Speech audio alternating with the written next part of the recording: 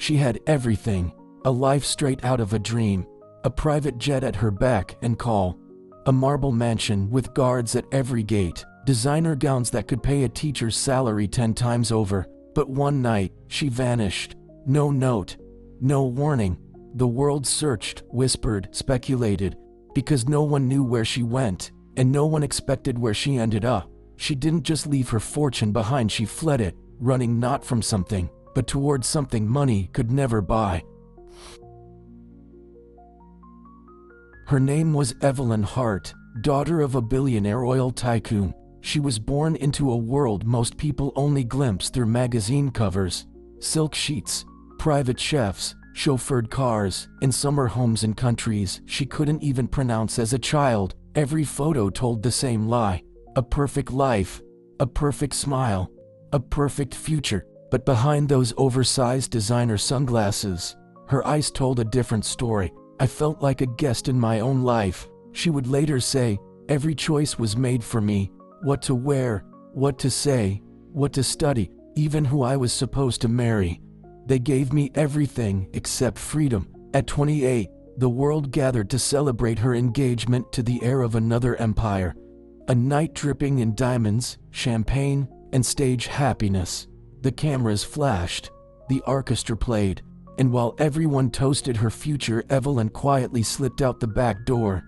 No goodbyes, no scene. She left behind the ring, the phone, the name, everything. She didn't just leave wealth, she erased the version of herself built by others and began searching for the one built by truth. She had one backpack and one goal: to disappear, to be no one. Evelyn Hart, once a name whispered at elite galas and splashed across fashion magazines, was gone. She boarded a weathered bus under cover of night. No entourage, no passport, no trace. It took her to the edge of the map, the rugged, frozen outskirts of northern Alaska. End of the road, literally. Why Alaska? Because it was cold, unforgiving, real, she later said, and because no one would ever think to look for me there. She stepped off the bus into a snow-covered world she'd only seen in films.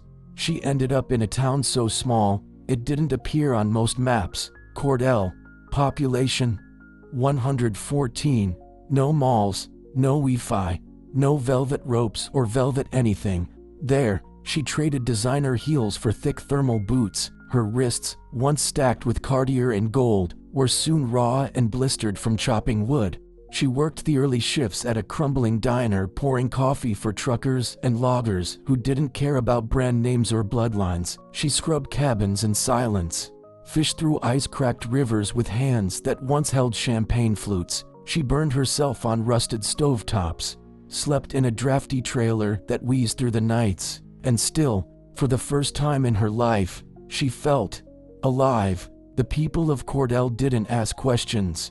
They didn't care who she used to be. They only cared if she showed up when the snow piled high, if she helped stack firewood before the storm, if she could be trusted when it mattered. There, she said, I wasn't Evelyn the heiress. I wasn't someone's daughter or someone's fiancée. I was just Eve, and for the first time that was enough. But the path to freedom isn't paved with peace. It's jagged, lonely, and predictable. By her third winter in Cordell, Evelyn, now simply Eve, had learned to live with less warmth, less noise, less of everything except truth. But that winter tested everyone. The cold came early, the snow fell fast, and then came the storm. A whiteout swept through the valley like a ghost, winds howling, trees splintering under the weight of ice. Roads vanished, power lines snapped, and somewhere, deep in the forest, an elderly woman named Marla was trapped inside her cabin alone. No way in, no way out, and no help coming. That's when Eve did the unthinkable. She strapped on a pair of old snowshoes, wrapped herself in layers of patched-up wool, and set out into the blizzard. 6 miles. No trail, just instinct and stubbornness guiding her forward. She carried only what she could: firewood, canned food, a first aid kit. She reached Marla's cabin at nightfall, half frozen, half lost, but she stayed. For days, sleeping on the floor beside the fire, melting snow in a dented pot, just to keep them hydrated, holding Marla's hand as the wind screamed against the walls. When the skies finally cleared and a snowplow broke through the ridge, the story leaked. A stranger risking her life to save a forgotten soul. Someone snapped a photo. It made the local news, then the state news, then national headlines. Who was this mystery woman from nowhere, and why did she look so familiar? A whisper started, a wildfire followed, and just like that, the world came looking for Evelyn Hart. But when the reporters reached Cordell, choppers overhead, cameras in hand, Evelyn met them at the edge of town. No makeup, no script, no entourage, just Eve. And she said only this: "Tell the story if you must, but leave me out of it." Today, she still lives in Cordell, a town with no stoplights and only one diner. She still wipes down counters after sunrise, still serves coffee to loggers with frost in their beards, still walks 6 miles every Sunday to visit Marla in when the snow reaches her knees. She never returned to her old life.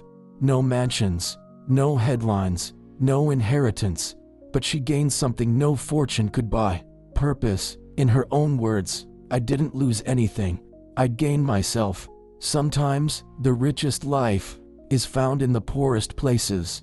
I had to walk away from everything to become someone. She's not famous anymore, but in Cordell, she's known, trusted, loved, and that, to her, is more than enough.